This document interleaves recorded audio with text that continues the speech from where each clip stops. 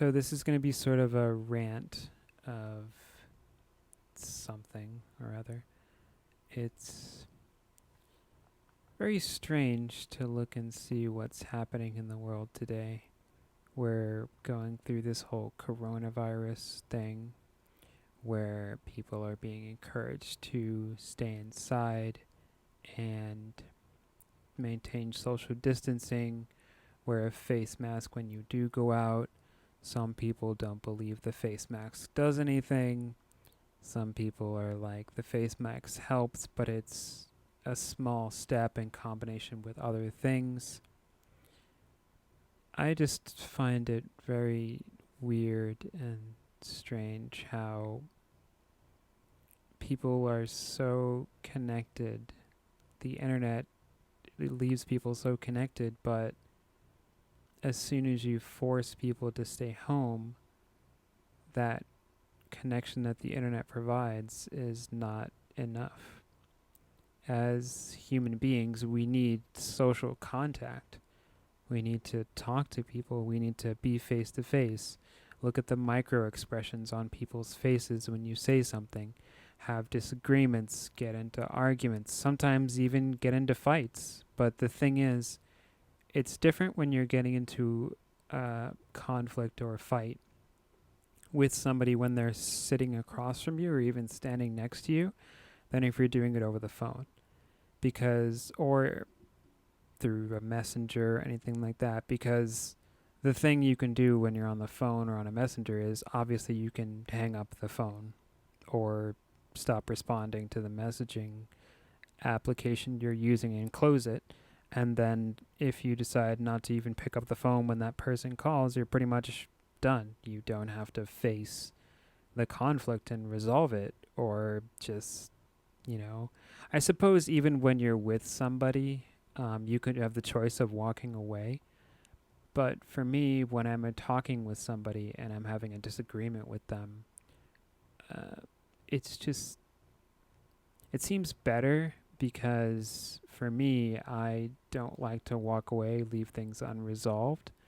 So I like to work through arguments to the best of my ability.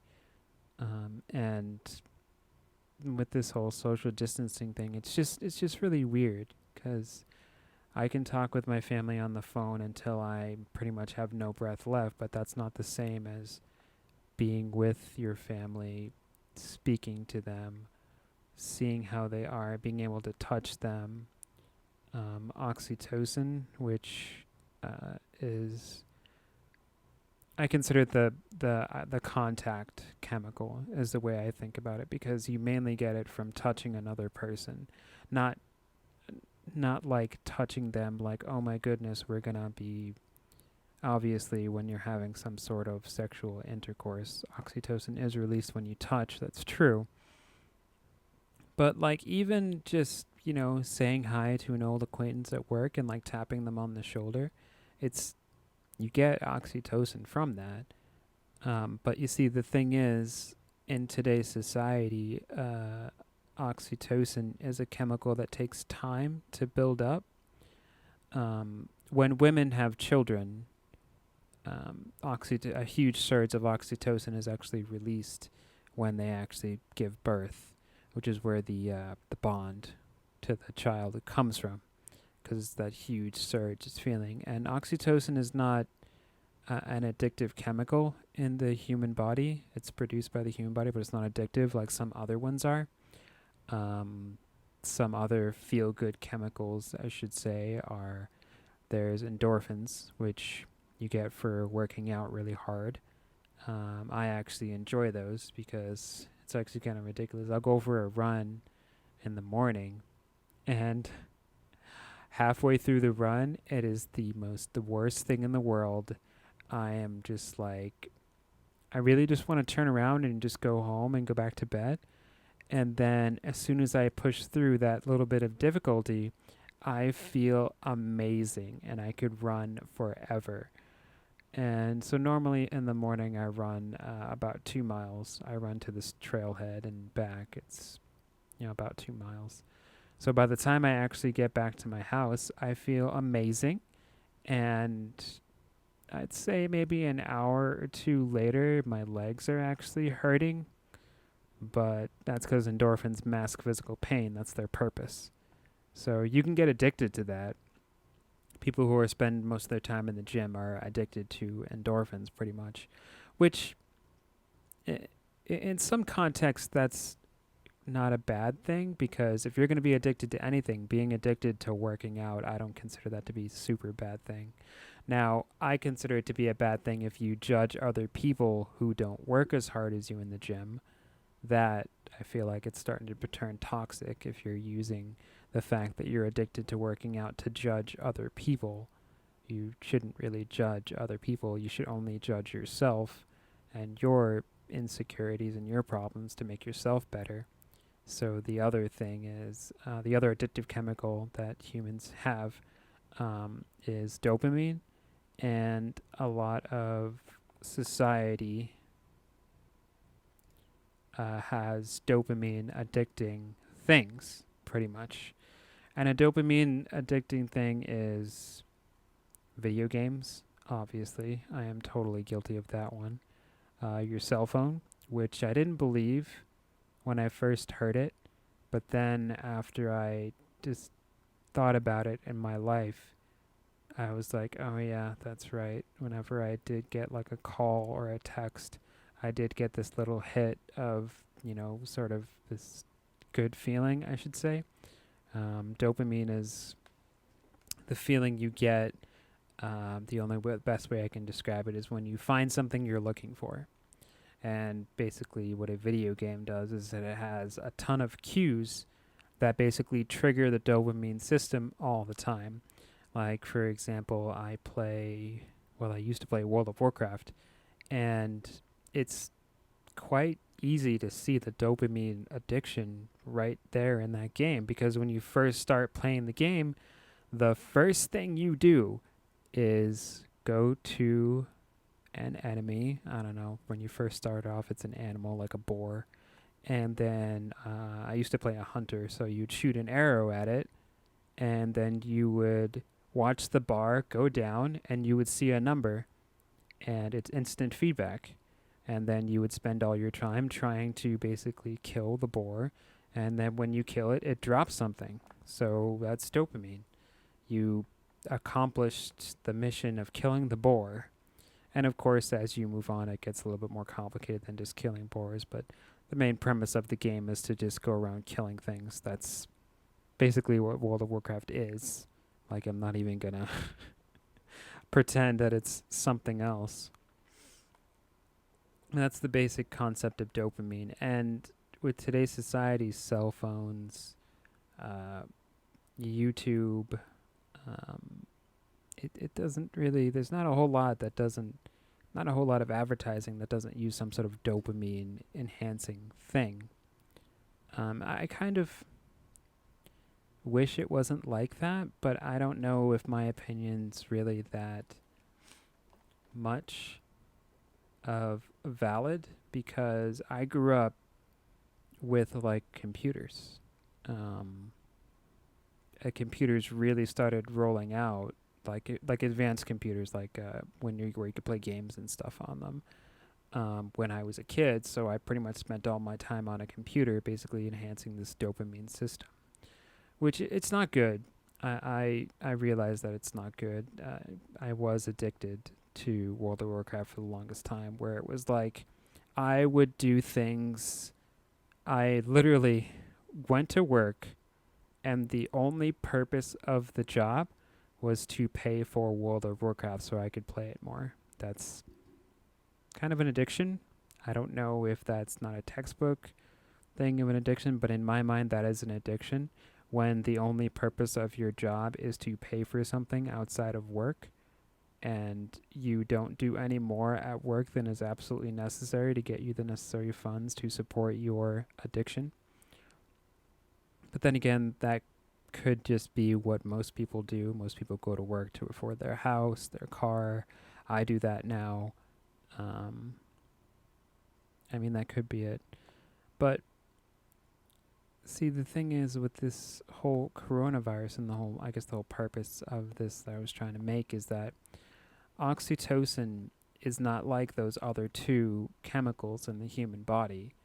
Oxytocin is slow, it's gradual, it's not something that you're going to get huge surges of.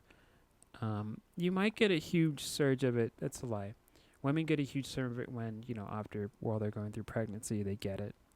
But it's kind of very difficult to describe now that I think about it. Oxytocin is like that feeling you get when you're around your friends at a bar, for example, and you're all talking and having a good time, and somebody asks a very deep question that causes everybody to stop and really think about it. I'm usually the person that asks those kinds of questions just because I don't like shallow conversations. Shallow conversations I consider like, I hate my job. I consider that a shallow conversation because that's an easy fix. Simply go out and get another job or work on skills in order to get a better job, or stop complaining about the fact that you don't like your job. Like, if you're not doing anything about it, stop complaining about it. You're there by your choice. It's not necessarily true for everybody, but that's the first thought that pops into my head when I hear somebody say something like that. So one example is like, you're at the bar with your friends, you're all talking, and then, for example, me, I would ask the question, do you guys feel like you have a purpose in your life? And most of the time when I ask something like that, I get a lot of weird looks because it's not exactly, we were just talking and laughing, it's not exactly a good question to ask. But in my mind, it's a question that pops up in my head. Like, I think about, like, I'm pretty young. I'm going to be here for at least another 40 or 50 years, depending on if I take care of myself as well as I have been. So, where do you find meaning? Where do you find your purpose in life? Like, yeah, you can hang out with your friends and stuff like that. But is that really the whole purpose of your life? To go to work, come home, do whatever the heck it is. Friday nights you go out, Friday night party night, and then like, oh my god, it's Sunday. Is that like the whole purpose? That kind of a question just, it just raises a lot of thoughts, and could talk about it for a very long time. However, see, the thing is with this whole coronavirus, it's eliminated the whole going out to a bar with friends thing. Not eliminated about it. Some bars are actually open, and they've adopted this policy of maintaining social distancing, but it's a bar. Like, the whole point of a bar is that you're close to people. Some bars have incredibly loud music, so you have to be yelling to hear the person next to you, which personally I hate those kind of bars. I don't think I could ever be drunk enough to ignore how loud the damn music can be. But then again, it depends on the bar. So I believe this whole coronavirus has done bad things, like in terms of human connection, which is something I try to foster in my life, like, a lot. Human connection is something I never really had when I was younger, so I try to foster it any chance I get. But with this whole coronavirus, the whole going out and meeting new people thing, you can't do that, because if for example, like my mom, she goes to work and then comes home, she doesn't go out.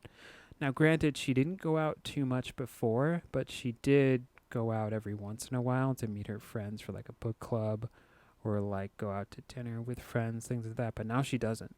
So now all day, all she does is watch TV and read books. Like, that can't be healthy for us as human beings, as social animals. We need that human connection. And for example, me even talking into this microphone to unknown people out there it's different. Like it's not the same as being talking with somebody across from you. It's very hard to describe what it is like. And for me, uh, in order to get into, I consider it a flow state. So a state of um, flow or depth or just this zone, like this zone of you feel like you're stretching your mind to a point where you're at like your limit of understanding, but the person you're talking to is also at their limit. So you're both sort of stretching your boundaries and really, really thinking hard about whatever it is you're talking about. And it just, like, I feel like that's where I get my oxytocin from, even though oxytocin's mainly from physical touch. You do get it from having just this relationship with people, like hanging out with them, talking with them. Over time, you do eventually develop this feeling with people. It doesn't matter if it's a guy or a girl or what you identify as, big quotation marks there. But this coronavirus has taken that part away. But I will say there is one good thing about this whole coronavirus and being stuck at home. It allows you to actually look at your surroundings. And that may sound really weird to say that, but the thing is, since you're stuck at home, I shouldn't say stuck, you can always go out for a drive if you're really feel like you're that stuck. That's what I do sometimes. But it lets you look at your surroundings and really see them. Like, I looked up a statistic, and apparently divorce rates are going up higher now because some people can't stand being with their spouse for that long. And that's really strange to me, because I'm just thinking, like, I understand hanging out with somebody all day, all the time. It does get annoying. Like, I could be in a relationship with somebody, and if we hung out 24/7, I would get annoyed with them. Like, I'm sort of an introvert, more towards the introverted spectrum. If we're going to be judging people here, may as well. And if I was hanging out with somebody all the time, I would literally be like, okay, we need some space here, because honestly, you're awesome, love you, but I'm about to punch you in the face. Like, you're really annoying me. Like, I mean, I feel like that's healthy, though. Like, human beings are social animals, true, but like hanging out with somebody for 24 hours a day, I feel like that's bad for you. You need time to yourself, time to reflect on, time for just reflection in general. Like, I feel like this whole coronavirus thing has forced people into this zone of either you're spending time with people or you're in this zone of just reflection, where you have to literally look at where you are, rethink your life. Perhaps you're one of those unlucky people who lost their job. I can't relate to that because I didn't. I'm not bragging or anything like that, but it's just, you can imagine how. Okay, let's use this time for reflection. So imagine you're married. I'm just going to use the traditional marriage. So guy and a girl, and they have 2 kids, a boy and a girl. That's pretty much it. We'll just use that as an example. So now if you're the guy in this time period, and since it's traditional, the woman stays home with the kids, so she doesn't work, stays home with the kids. Now, if you're the guy, and when this whole coronavirus thing hit, and people said, stay home, no going out, or they shut down all the businesses or whatever, and you lost your job. Now, you are the main provider for the household. Just think about this. Like, really, really think about it. You are the person that provides for the family. If you do not provide, your family has nothing. Now, obviously, if you were smart, and I shouldn't say smart, if you, yeah, you know what, I'll say smart, in the financial arena at least, you had savings left over just in case something like this did happen. According to Dave Ramsey, 3 to 6 months of expenses. Actually, working on that right now. It's very interesting to do. But even then, you're like home and you're constantly trying to find a job. And eventually, you're just looking every day and you just come home one day being this guy who lost his job, who's not providing for the family anymore. Like, how do you. It's almost like you lost your purpose a little bit, because you're like, it's very easy to know what your purpose is when you go to work and you have a kids and a wife at home who you provide for. You know what your purpose is. It's very simple. I'm here to provide for my wife and children. Now, if you ask me, just to go a little bit off topic here, Jordan Peterson said that as soon as you have a child, it's no longer about you and your wife, it's about the children. I kind of understand where that comes from, because when the child's first born, they can literally do nothing. All they know how to do is cry and poop. And like, you literally have to teach them how to eat. It's actually kind of ridiculous. I was in my research of finding out just about children in general, or childcare. Like, kids don't know how to eat. Like, I guess when babies are first born, they know how to, what is it called? Suckle? Well, they know how to drink from a bottle, I guess. But like, other than that, you have to like teach them to like put food in their mouth, and most of the time don't even eat it. They just spit it all over their chest, and it's hilarious to see like in videos. I'm like, oh, okay, that's interesting. Didn't know that's how that worked. But so when a child is first born, it's literally no longer about you and your wife. It's about the child. Like, it's child is number one, or children are number one, and you guys are like a close second. But if it's toss up between the child crying and you having a little bit of fun with your significant other, either you or the significant other are going to that child. You're not just going to leave it crying. At least if you're a halfway decent parent, you're not. I wouldn't. I don't have kids, so I wouldn't know what it takes to parent. If that's every single night for a couple of months, yes, it might get really annoying, but support systems need to have those. But imagine how, to get back on topic here, imagine how the guy, you must feel. Like, do you feel like much of a man at that point? Do you feel like much of a provider? Tell you right now, I wouldn't. I know one day, eventually, it would happen where I would come home, and like, I might have a little bit of a breakdown, and just be like, I haven't been able to find work to provide for my family. Like, how, when the money runs out, what's gonna happen? Like, is the government gonna help us? Are we going to be on welfare? Am I going to lose the house? Is my wife going to leave me for another man who actually has money to take care of her children? I mean, I personally wouldn't blame her if she did that. I would actually promote her to do that, because the children are the most important thing right now.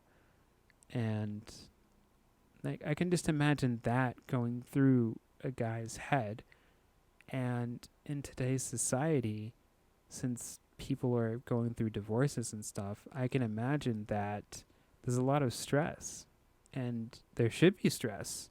If you lost your job and you can't find another job, then what do you do? Like, I can't even wrap my head around that. Like, having a wife, child, house payment, any other payments that you've picked up because you're like, I got a good job, everything's fine, we can afford it. And then, see, as a guy, you have that much stress on you. You might even have more than I'm actually stating here. And then you have your significant other who has feelings. The significant other may have lost their job too. That could be a scenario, or they're the traditional in the sense of this example where they're staying home, and it depends on what kind of a partner they are to you. Like, are they gonna be there for you during this time when you are literally like weak? Like, this is a time of stress. And it seems like in today's society, with all the divorce rates, partners are either not talking to each other or they're just feeling so stressed out that they just can't handle each other anymore. And that just doesn't seem right. Like, it's a time of, this is a time where your relationship should deepen. It's not a time where your relationship should break apart. I guess, just to talk a bit out of turn here, since this video is probably going to be taken down, at least I think it will. I don't care. Anyway, so in a relationship, I think that you should, the physical appearance, that is a factor. I'm not going to lie. I have my preferences just like anybody else has their preferences. And anybody who says that they don't have preferences, that's stereotyping or that's not good, obviously has never been a child before, because last time I checked, when you're a child and the beautiful teacher walks in the room, either you're attracted to them or you're not. I mean, I don't know any person, any of the guys I met who look at a beautiful woman and are not attracted to them. Like, it's very weird how if you're not attracted to a transgendered person, you're transphobic. It's like, no, I just have preferences from my youth and I prefer to stick with those. But anyway, getting off topic. So I think during this whole coronavirus thing, it's a time of learning more about each other. Like, I know I'm a guy, so this whole getting in touch with your feelings thing, it's something that I'm not good at, and I honestly have no desire to get good at that, because it doesn't really serve me very well to get in touch with those. Like, I'm aware I have them, and there are times where I will need to get in touch with them to deal with the emotions that do come up. And I feel like guys just deal with it different ways than women. Like, I guess during this time, you could just do that, explore that.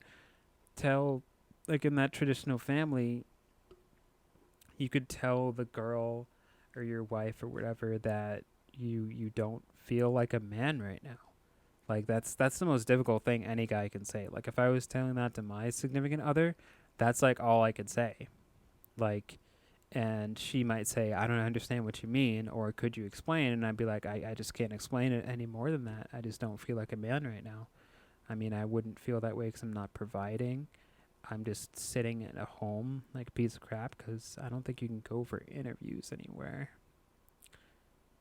But, like, this is a time to learn more about each other. Like as a traditional woman, obviously she has feelings. Maybe you should sit and just listen to how your significant other is feeling. Like, maybe that's the thing that will keep you two together.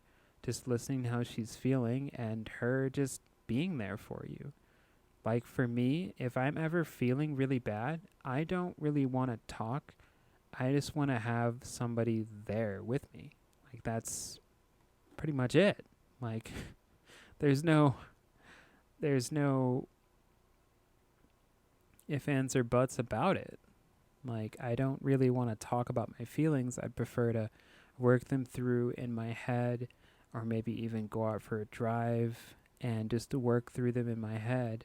But if I'm really feeling like not going for a drive and just not doing anything, like if I'm going over a walk with my significant other, that is honestly just good enough for me.